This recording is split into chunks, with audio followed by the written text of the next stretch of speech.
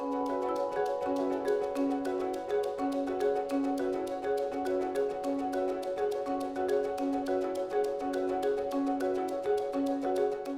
name is Tobias Meyer. I'm the worldwide head of the Contemporary Art Department here at Sotheby's.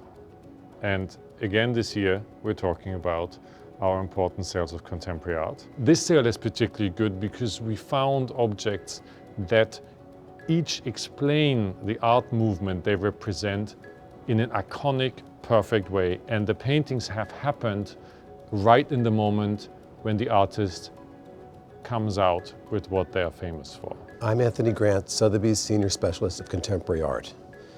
The sale we've organized for this November envelops a spirit in art that is quite extraordinary. And I think the one word that would probably most identify the sale is creativity. Starting with the David Smith, for instance, from 1946, that has not been in the public realm since 1968.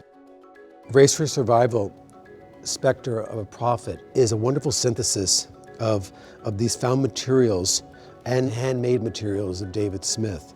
So you see in the sculpture the hand-wrought nails that are graduated in scale that he's made into almost wheels. So you can see this sculpture sort of rising up. And here it's either giving out food or taking it in.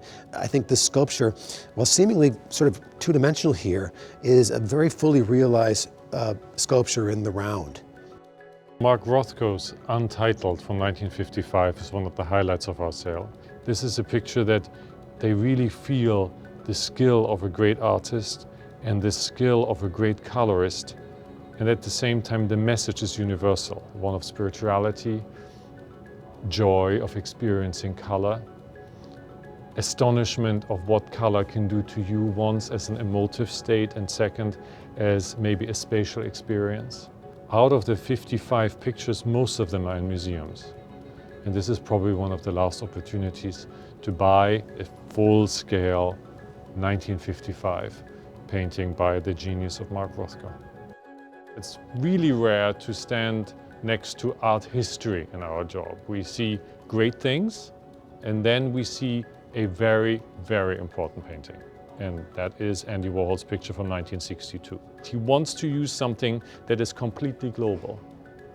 And with this image, in a way like the big 40-inch Marylands that he also made, this is where he most successfully translates globality and iconography and a symbol into a work of art. 1962 clearly is the year where pop art happens, and as with the Coca-Cola bottle, it happens here with Lichtenstein. It's about the object being isolated and becoming iconic. And at the same time, there's this beautiful polarity between the clear, perfect outline of the object, and then, specifically with Lichtenstein, the handmade quality of it, that these Band-Aid dots, you can see them, are all painted by his own brush. In one of his first important pop paintings that he painted, he paints a still life, here with a single object, shiny, about food, about consumerism, about all the things that pop art was obsessed with. Exile is really a tour de force of all of these ideas. He's taken the silkscreen, squeezed it through, and then manipulated with a cloth, sometimes more solvent. Then he would go and take his brush and add brush strokes here and there. So you have this tonal grayscale throughout the whole picture.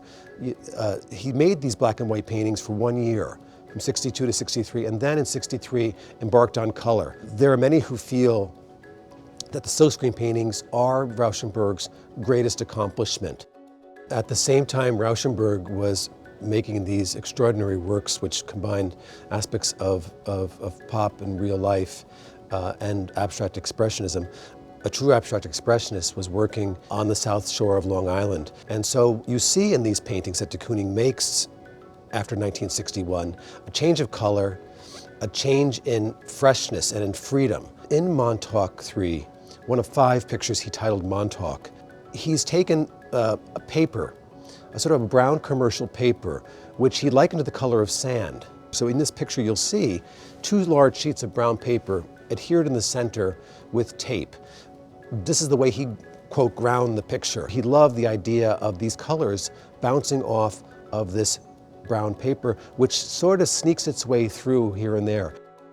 In Sailors of 1966, you see the genesis, the beginning of this idea of appropriation of a photograph to a canvas in paint, and then coupled with this movement of a brushstroke to slightly abrade it, running horizontally across the picture. Again, like the Rauschenberg, like the Lichtenstein, like the Rothko, a picture which has not appeared in the marketplace since the time it was made.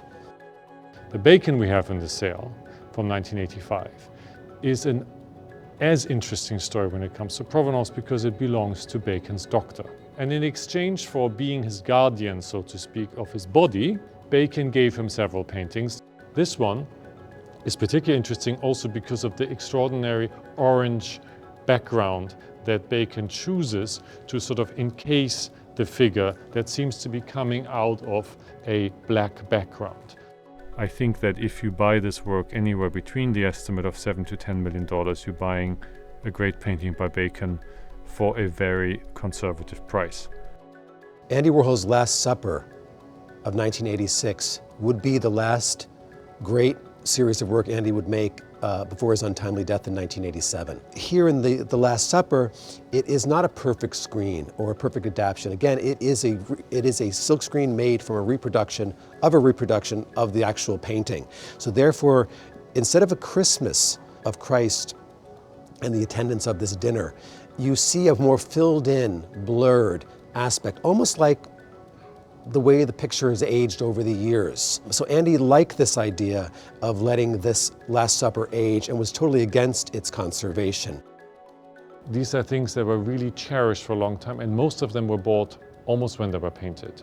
And to see a group of pieces that come from individual collectors to the market and let them be appreciated by a global community will be quite an event.